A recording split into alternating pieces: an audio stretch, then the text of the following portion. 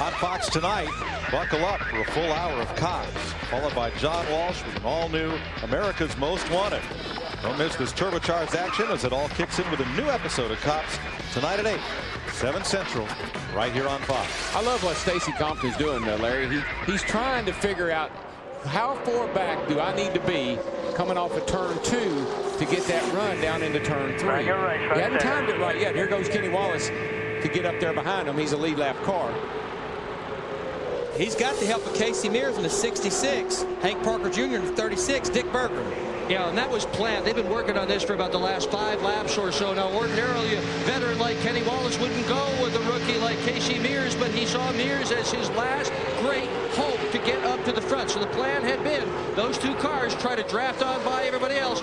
Kenny would win the race. Yeah, but Mears is racing Todd Bodine for 5th place. And boy, that the plan backfired on Kenny Wallace, the 48 car. That pretty much took him out of the picture right there. Kenny's car's just not running all that well, and nobody seems to be willing to work with him right now.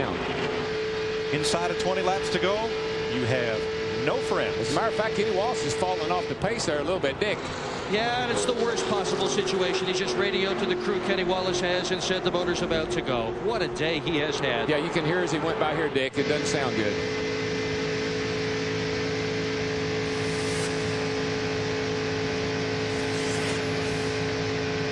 Do what you do, bud. Wallace going to try to ride it out. 13 laps to go. Off the throttle just a little bit, trying to finish. Yeah, I mean, that's what he needs to do. I mean, you have a point situation. He's not going to win the race. The worst he would probably finish if it will run to the end will be 4th. Tim Fidoa moves up to 3rd place. Todd Bodine a lap down to 4th, and Casey Mears 5th. That's going to be a good battle as this shakes out. Tim Fidoa 4th place in a backup car for one of the other teams. And this was a car, Darrell, that when they started the day didn't know if they'd be able to run the whole race or not. Yeah, I don't think he intended to. I think he inherited a pit crew early on. Speaking of not running the whole race, Greg Biffle's day. Rumpled, crumpled, and now overheated. Now, did they put that decal on there before they went back out, or was that already on there? I believe that's what's left of it. And he's probably going to end up maybe about, looks like maybe 26. You know, I can't believe it, but that looked like the hood off the 20 car. Jeff? Yeah, I was going to say the same thing, Mike. If you look real close, that's the hood off the 20 car. They've gone through the scrap pile and basically put their car back together with somebody else's car. That hood wasn't mangled as bad as Biffle's was. Let's make a deal, right? Yeah, right. Darrell, Jeff, I've done a lot of things fixing cars, but I don't know if I've ever took somebody else's wrecked pieces and put on them. Oh, the classic of that was Benny Parsons in 1973, I believe it was, when he won the Winston Cup Championship. He wrecked at Rockingham, and they tore the whole right side of his car out, roll bars and all. They went in the car, found a car that was in the garage, found a car that was out of the race. They cut the man's side off, cut his roll bars out, welded them in his car, went back out and won the championship. I hear Roger Miller warming up to sing sheet metal for sale or rent. So it's a 2-car race, but don't forget Tim Fidoa 14 seconds back if anything happens among this lead duo. Stacy Compton, he continues to analyze the situation up there in that second groove, seeing maybe if he can get that run off the corner going down the hill. It's going to be hard to do. Compton, I believe, has more races here than Keller because he's run here in a Winston Cup car in addition to a Busch car. Jason Keller's best finish here in 9 races, 11th in 1997 and in the 1998 race. These restrictor plate cars are so hard to pass. I mean, you run up to the guy in front of you, but all of a sudden it's like you hit a brick wall. They just stop and they can't get on by. I like what Stacy's doing, though. He's trying to figure out how to get a run, and if he can do that, he might be able to get on the outside. Then then he can maybe drag racing back. Kenny Wallace, the 48, running around the apron right there. They're saying you're smoking. They're black flagging you now. 10 to go. Now Stacy Compton. Run 2 laps. Run 2 laps. You can run 2 more and then come. And the reason they say that is he'll move up, hold a position if he can run 2 more laps. He'll make him run this one right here. Come on. So this is Stacy Compton's 9th Busch Series race here. And he's run 4 Winston Cup races here, a best of 11th. in October 2001. Well, I think he's got a faster car, Stacy does. I just don't know if he can get by Jason Keller. Jason Keller takes his line away from him as he gets that big run on him. I think the race is all over. I'm sorry, it's his 9th Busch Series race, not at this track, 9th overall. Stacey Compton down to the inside here, down the back straightaway. Ford versus Chevy, but you know what I like we hadn't talked about? Robert Yates horsepower in that 57, Richard Childress horsepower in that 59.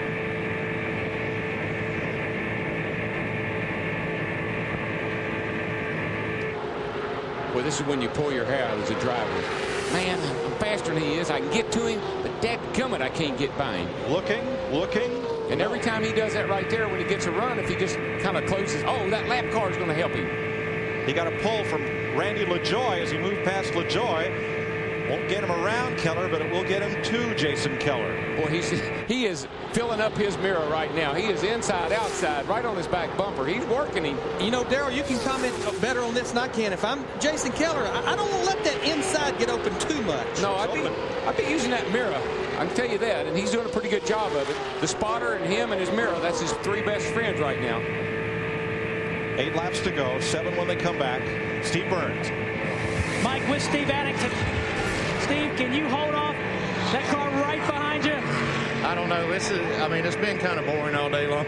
Not now. Not now. It's getting good. I don't know. The 59's been strong. He was strong in happy hour. We ran good with him in happy hour. And we pushed him to the front when all the other cars were out there.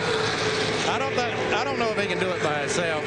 But I'll tell you what, I'm proud of all these guys. They put together a good race car. And all the guys back at the shop worked really hard on this car. And I appreciate everybody's hard work, no matter what the outcome is. Good luck. Thank you. Kenny Wallace has gone to the garage. End of day. Now, one thing that Stacy and Jason don't want to do is wreck each other. No. So, you know, they got to kind of, if Stacy can ever get a run on him and get position, I don't believe that Keller would fight him off. I believe he'd realize he need to let him go. But that's about as close as you can get right there. These restrictor plate cars get right up along. Uh-oh, here he goes. He's looking inside. But Darrell, he's got to push that air if he gets up alongside there. Can you do it? That gap right there is so hard to close by yourself. If you had somebody behind him pushing him, you could go right on up there, but not by yourself. Only 3 cars on the lead lap. That'll be a new record for sure. There was 6 laps to go. It's Stacey Compton all the way to the high side of the racetrack right now and trying to get that run off turn 2. Hey, Jason Keller said, where'd he go? Where'd he go? Where is it? I don't see him. And he's all the way up against the outside wall. Darrell, you want to try to make that leader nervous? Oh, yeah. He's working him right now. He's going he doesn't want him to know where he is. You want him to aggravate him. That's right. All right, Kenny Wallace in the garage. Dick Berggren. Well, Kenny Wallace almost won this race, but the big question is, however did you get through the big one? Well, what happened there was, you know, we qualified 21st, and we're running 3rd on about lap 12. 10 cars started to make a run on me on the outside, and I was coming up the racetrack, and from what I hear, I guess him and Shane, I don't know, I hear the 10 car got loose behind me. So it was kind of hard to know what happened behind me.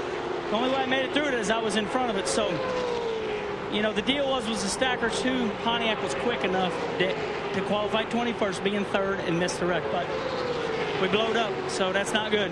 How big a disappointment, Kenny? Oh, it's really disappointing when you capitalize on, you know, easy 3rd place. Sit out there and run around, but I'm disappointed, but what the hell can I do? Yeah. Well, you should finish 10th, so that'll help you in the points, and I know you're looking for the championship. We wish you well. Thank you.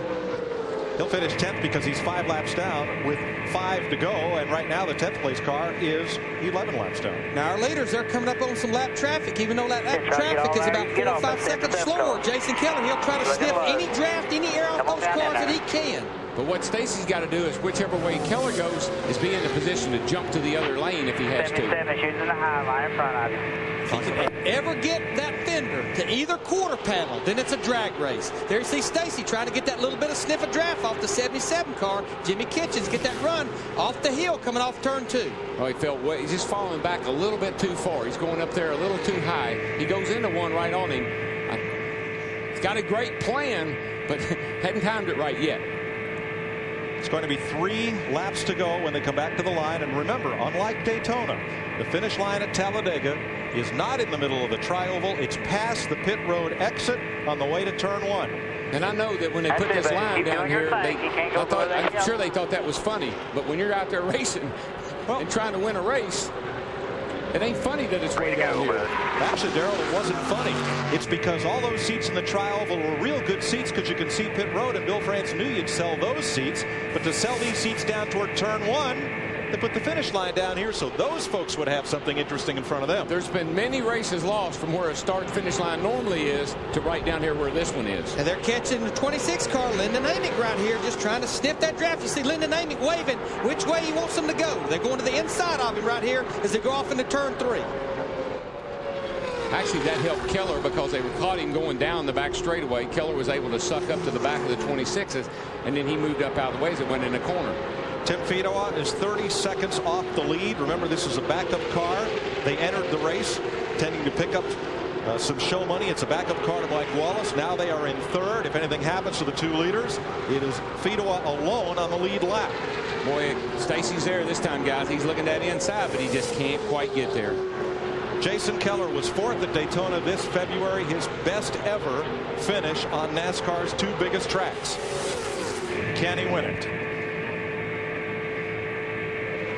Stacy puts an awfully big gap between him and Jason as they come off turn 2, and I think that's okay if you've got somebody behind you pushing you. Without anybody behind you, I'm just not sure that's good.